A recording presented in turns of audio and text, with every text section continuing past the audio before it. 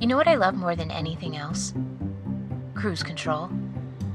I love cruise control more than I love most of my family members, and sorry to all aunts and uncles and cousins, you are great people, but that cramp in your ankle from holding the gas pedal at the angle just so is the devil, and cruise control is the hosts of heaven banishing it away. It is the kind word in a strange country, the rain after a drought. Did that billboard have the word fart on it? I probably misread it. Bleary eyes. Oh, thank God for cruise control. Some of these billboards, it's not even clear what they're supposed to be advertising. One I just passed says, "Hungry?" Nothing else. All capitals and a question mark. Black text, white background. Is that just advertising the idea of food?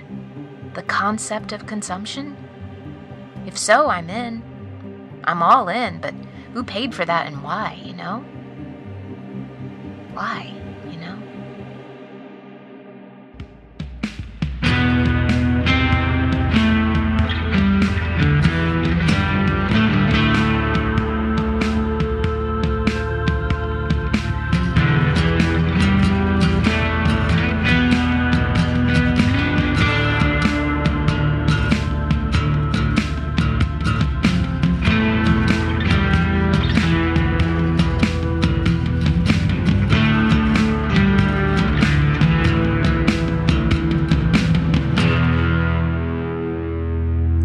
Isn't Dead by Joseph Fink, performed by Jessica Nikol, produced by Disparition. Part 1, Chapter 5, Signs and Wonders. Thank you to Audible.com for supporting Alice Isn't Dead and making this show possible. For a free 30-day trial, go to audible.com/dead. That's audible.com/dead. And stick around after the show for the answer to this question I just thought of. Why did the chicken cross the road? It's a long way from Florida to Atlanta, and it is a desolate way. The landscape is constructed of billboards. There are no natural features, but the side of the road is a constant chatter, a one-sided conversation. Lots of anti-evolution stuff. All the truck stops being advertised have names like the Jade Palace or the Chinese Fan. Real racist fonts, too. Oh God, and all of them with pictures of scantily clad women and stuff about massages. This is the grossest stretch of road I have ever driven. Lord, get me to Atlanta. Been going through your laptop. One of the only things I took with me when I left. That and a stack of books I've long since finished. Is that an invasion of privacy? I don't know. I mean, it's not an invasion of privacy to go through your dead wife's records, right? I mean, that's just being organized. That's doing what needs to be done. But you're not dead, so now do you have privacy? I don't know. You've made yourself a mystery, and now everything you left is a clue. You're a missing persons case, and everything you ever touched is evidence. Or maybe not. Maybe you're still just a person, and I'm another person snooping through your things. Maybe I can make peace with that, too. Been thinking about when we used to write emails. I mean, before that, we wrote letters, but after that, we wrote emails. Some of your older ones are long, detailed. Hey, Chanterelle. Remember when you called me Chanterelle for an entire summer and we could never figure out where that name came from? Hey, Chanterelle. Just checked in. Sammy and some of the others were going out, but I'm tired. You have to know when to say no, like I always say. Hotel is way better than any place we can afford. I wish you were with me. Luxury vacation, but no, sales conference. Who has a sales conference in a hotel this fancy? Diamond pattern on the duvet is kind of nice. Maybe we should look into that for home. It goes on for paragraphs, entire paragraphs. Our more recent emails are short. They reference texts we made or posts that we both saw. We've scattered our communication out. There's not less of it, but it's more places. Harder to follow from a distance. It's a blur, not a narrative. More emails from you. Orlando is hot though, isn't it, Chipmunk? Right, so this is when you were calling me Chipmunk. Orlando is hot, seems like it should be obvious, but I never could have predicted the fact of it on my skin. The reality of heat is harder to take than the idea of it. I guess that's anything, really. I guess I'm describing to you absolutely everything that's ever been. I'm going to knock that off and say that the view of the ocean from my room would be beautiful if it existed. I'm looking at a pool that's been drained for some reason. Huge cockroach right in the middle of it. Chipmunk, I live the glamorous life for our family. Don't... Ah! Whew. Okay, no more reading from a laptop while driving. It's just that this drive is so boring. It's tempting to do anything. I once saw another driver. He was leaning back with a guitar in his hands, steering the whole rig with his feet. I swear to God, Alice. That billboard is just someone's name. Bernard Hamilton. It looks like the last one, the one that said, "Hungry?"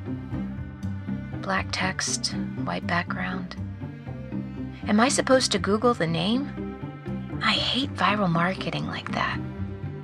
I'm not gonna do it. The ads on most of these billboards seem ancient, advertising local events that happened in 2005, fire sales for stores that have been torn down and buried and covered over in pitch and turf and concrete. A lot of them are just phone numbers and a message letting you know that the billboard is available for rent. That has to be pretty cheap on this stretch, right? Wonder how much it would cost to put up some of my own. Couldn't be any less stupid a way to reach out than my endless transmission to a woman who isn't listening, who clearly doesn't even know I'm here. Dig a hole and shout into it. Oh man, I should stop and get some food or some coffee or something. Listen to me. What hour is this? How long has it been?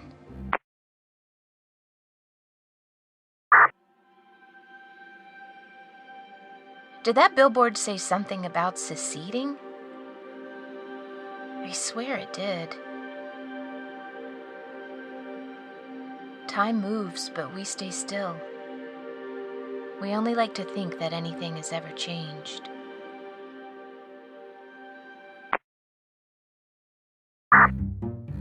Here's what I found, and now I understand why you were always so resistant to merging our finances. It's been 12 years, I said. We share all our expenses, I said. It will make it way easier if one of us dies, I said. But then neither of us died, did we? Look how wrong I was. So, Alice, payments for years, directly into your savings. Long before I had even a hint that anything was off about us. Big payments. Regular, a salary, one would guess, looking at them. But you had a job. Or I thought you did. Who was paying you a second salary? And for what? I know I said I wouldn't, but more of your emails. Don't worry, I pulled over for this. Chanterelle, checking into the Hampton Inn. Now this is more my speed. None of that fancy stuff, and they have mediocre coffee for free in the lobby. Conference is tomorrow, so I have a day to explore everything that Simi Valley has to offer. Which is, well, I don't know. It's right outside my hotel door, so I don't have to go far. Already a plus. There's the Reagan Library that I can spend a satisfactory 5 minutes thinking about never visiting. Lots of hills and rocks that look like the backdrop in an old western, mainly 'cause they were. Found a weirdly good shave ice place, and you know how I like that. That's about it. Love you. Love you, Chanterelle. See you home soon. But here's what I'm having trouble with. Okay, here's the question mark in the bullshit. See, there isn't a Hampton Inn in Simi Valley. I mean, that's a little thing, really. That's nothing. Maybe you were staying in a town nearby. Except you said specifically that it was right in Simi Valley. A little thing. But that's not even it. There's another billboard with someone's name on it. Sylvia Parker. Same design as the last one. Looks brand new. Creepy. Who's buying those? Well, they know their audience. A landscape this flat and nothing, this gray and long, any kind of different is something. All right, you've got my curiosity, mystery billboard person. Nothing I can do with it, just drive along thinking on it, but it's there. Good job. I'm wondering why about your ads now. I think driving a road like this makes you ask the question why over and over for all sorts of reasons. Mainly a quiet, despairing why, aimed solely at yourself, unanswerable except by your actions. There's also a billboard that says Decadent Dogs and has a picture of dogs. I think that one's dog grooming. Decadent Dogs. That was a goddamn plantation I just passed. That's what that was. That's what that was. A tourist destination. What kind of species are we, though? I looked up historical weather data. That's what you've reduced me to. It was cold in Orlando that weekend. The weekend you were supposedly there. They had a cold snap. Highs in the low 50s and windy. I guess you thought saying it was hot was a safe assumption. Little lies all through your emails to me. Everything not adding up to everything else, again and again, and all of them small and easy to dismiss on their own. And when you were home, I didn't feel lies from you at all. You were an open, honest presence. I didn't feel secrets. Was I a fool? Maybe, but I don't think so.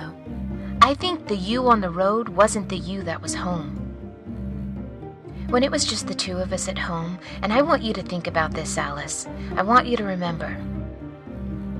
When it was just the two of us, it wasn't like being alone, but it also wasn't like being with another person. It was something in between. It was all the benefits of being alone with none of the downsides. But those emails, you thought you had good reasons to lie. You weren't sneaking around. You had a purpose. That's why I couldn't feel anything closed off from you when you came home. Where were you going on those trips? Those constant trips you had to take for work, what were you doing out there? And who was paying you a regular secret salary to do it? There have been a few more of those billboards. The ones with names. This one right here says Tracy Drummond. Who are you, Tracy? Are you as lost as Alice? If so, is anyone looking for you? Do you want to be found? All right, you got me. I'm going to Google you.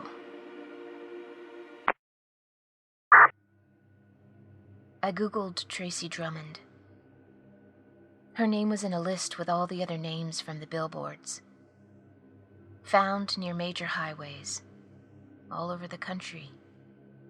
Lives quietly broken under overpasses, on frontage roads, in broad wooded shoulders. Lost even in the age of GPS and Siri. Lost forever. Jesus! Truck just winged its way into my lane, no blinker, no looking, no nothing. Hey, fuck you, buddy! A human bite in the neck or shoulder. Not elegant, like a vampire, not two pinprick holes. Ragged, big bites, spilling blood out until they died. Died alone on the sides of highways, or worse, not alone. The media calls him the Hungry Man. They know about him. A serial killer.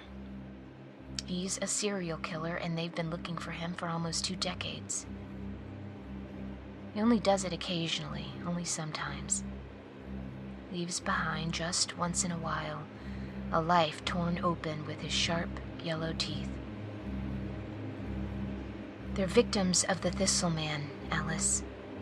Every one of those names, every one of those billboards.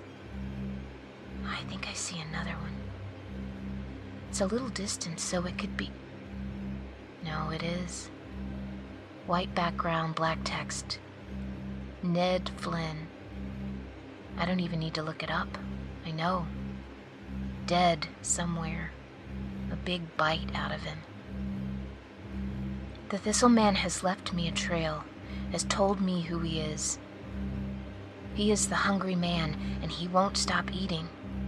He wants me to know. He left me these billboards as a message. Those names. Dots on a map. Last known whereabouts. I'm a dot on a map too, but I haven't stopped moving yet. My last known whereabouts are somewhere behind me. My body just keeps driving, keeps looking for what isn't there. Oh, hold on. There's another billboard coming up like the others. Can't quite read it yet. Okay, it says...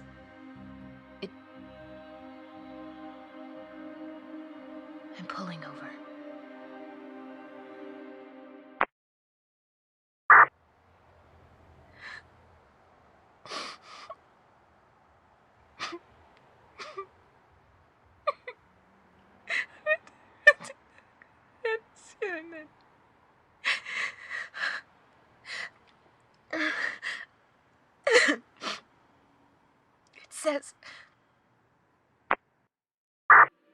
It says, you know what it says. It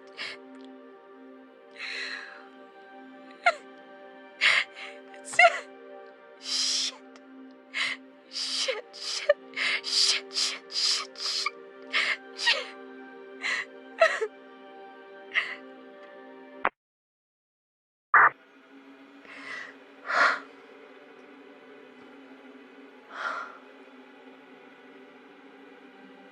White background, black text, new billboard. Not old and wearing away like most of the ones on this road. Chanterelle, miss you. Go home. Well now. Well now. It wasn't the Thistle Man that left me these billboards, was it? It was someone else. Go home, why? Because I'm not safe? You think I'm safe anywhere? You think you can keep me safe? You think safety is an option that's available to me?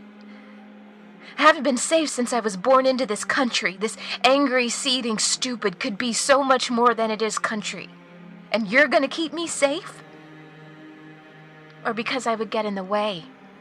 Or because you don't want me to look for you and I should respect your feelings? And Alice, you're right, I should.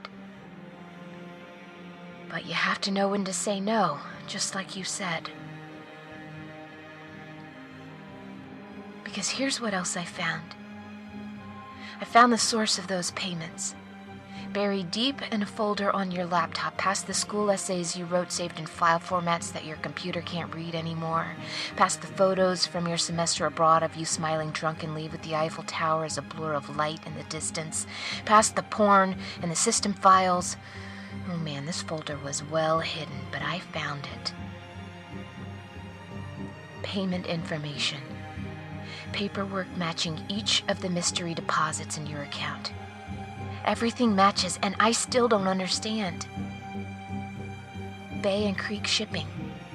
The company whose truck I'm sitting in right now, going anywhere good businesses need transportation services. You were lying to me. Every convention you ever went to for work, you were somewhere other than the place you told me. And some trucking company, Bay and Creek Shipping, was paying you to do it. What was worth my trust? And what finally was worth the life we had together? Oh man, Alice, There's something lying by the side of the road. Under the billboard you left me. A pile of clothes, or... No, that's a human shape. Oh, it can't be a victim of the thistle man, the hungry man. That would be too neat. There's no way he could... Oh, the shape is moving. It's getting up.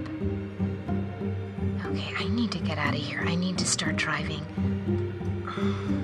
It's standing and I can't do it. I can't drive away.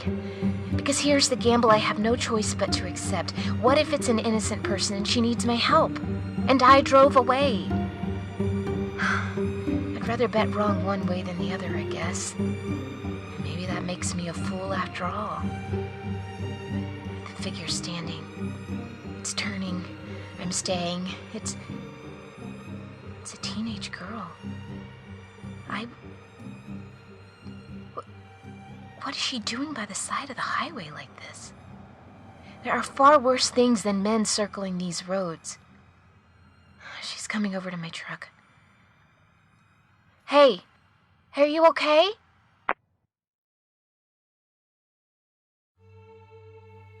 Thanks to Audible.com for supporting our podcast. Audible.com is a leading provider of audiobooks with more than 250,000 downloadable titles across all types of literature, including fiction, nonfiction, and periodicals. Audiobooks are great to listen to when you are, say, driving on the highway from Florida to Atlanta, becoming half convinced that the billboards are secret messages intended just for you. For our listeners, Audible is offering a free 30-day trial. Just go to audible.com/dead and browse the over 250,000 audio programs. Pick a title you like, download it for free, and start listening. It is that easy. One audiobook you should absolutely consider is Smoke Gets in Your Eyes and Other Lessons from the Crematory by Caitlin Doughty, which is a book that I think every single person who has a body that will someday die should listen to and really, really think about. And you could be listening to it right now for free. All you need to do is go to audible.com/dead to get your free 30-day trial. That's audible.com/dead. And now the answer to our riddle: why did the chicken cross the road? Because she looked one day, and there was a structure there. Imagine a spire. No, higher than that. It had crystalline windows and crystalline walls. It swayed in the wind sang against it. Imagine a spire. No, higher than that. She was crying before she knew it. Before she knew it, she had one hand over her mouth and one foot in the road. She was standing in its doorway. She had already crossed the road before she had known it. The tower went up and up and up. She went into it and went up and up and up. Imagine a spire. No, higher than that. And that is why the chicken crossed the road. You can get our amazing skull truck logo on a t-shirt or poster at nightvalepresents.com. Thanks for listening. This has been a production of Night Vale Presents. Find out more about us and our shows at nightvalepresents.com.